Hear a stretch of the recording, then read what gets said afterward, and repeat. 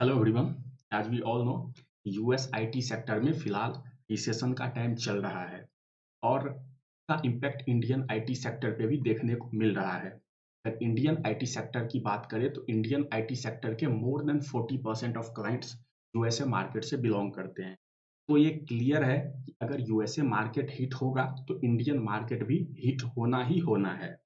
तो आज हम वही डिस्कस करने वाले हैं कि is it okay to be on bench during the IT recession 2022, and we will discuss the point with all the evidences required, and we will discuss how you have to take the next step and what should be your next step regarding the situation.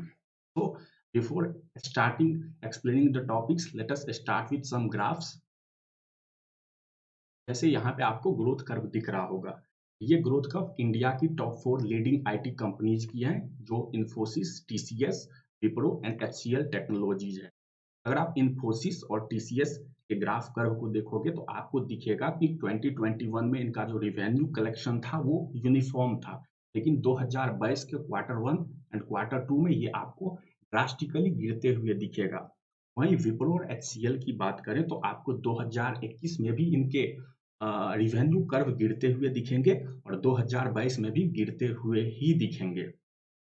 और अगर हम recession के impact की बात कर लें तो आप देख सकते हो कि ये पहला न्यूज जो है वो Xiaomi कंपनी का है, जिसने लगभग 900 एम्प्लॉइज को फायर किया है एमिड द रिसेशन पीरियड। और ये न्यूज की बात करोगे तो ये अगस्त 2022 में पब्लिश हुआ है, यानी कि ये लेटेस्ट न्यूज है।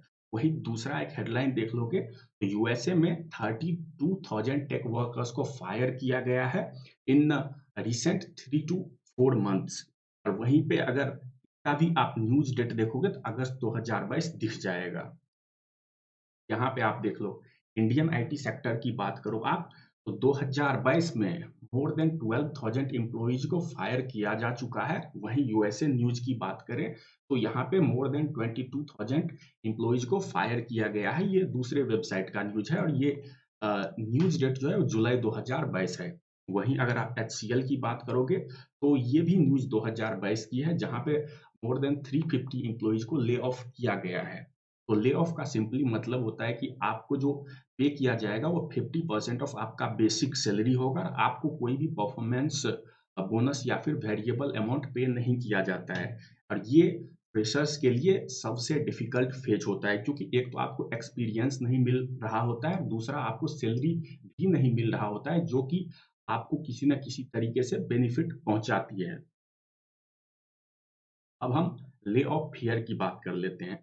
देखो, जब आप किसी भी कंपनी में प्लेस्ड होते हो तो एक्सपीरियंस की बात करें तो आपको एक पर्टिकुलर फील्ड में काम करना होता है। अगर आप एक अच्छे कोडर हो फिर भी आप एक प्रोजेक्ट के हर एक एस्पेक्ट में काम नहीं करोगे, आप एक पर्टिकुलर एस्पेक्ट में काम करोगे।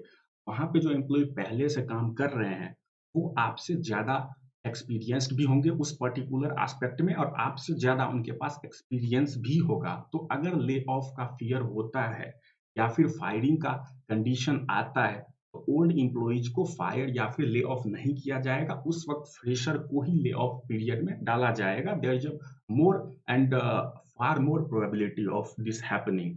और वहीं पे रिस्क की भी बात करो तो वो फ्रेशर्स के लिए ज़्यादा है। और यहाँ पे अगर आप डिफरेंशिएट कर पाओगे तो कंस्ट्रक्शन सेक्टर से, तो आईटी सेक्टर में ऐसा नहीं होता है कि अगर ले ऑफ होना हो तो जो एम्प्लॉयी को हायर पे किया जाता है उसको पहले ले ऑफ किया जाए। यहाँ पे जनरली फ्रेशर्स को ही पहले ले ऑफ पीरियड में डाला जाता है।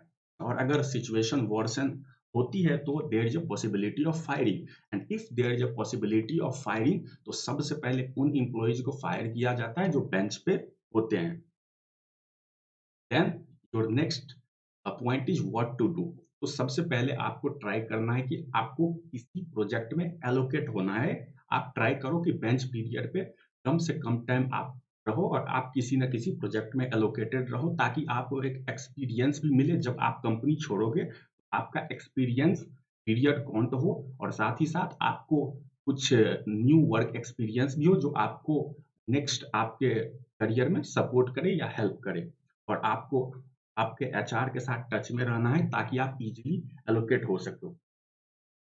And that's all for today. If you have liked the video, kindly subscribe the channel, like the video, and share the video.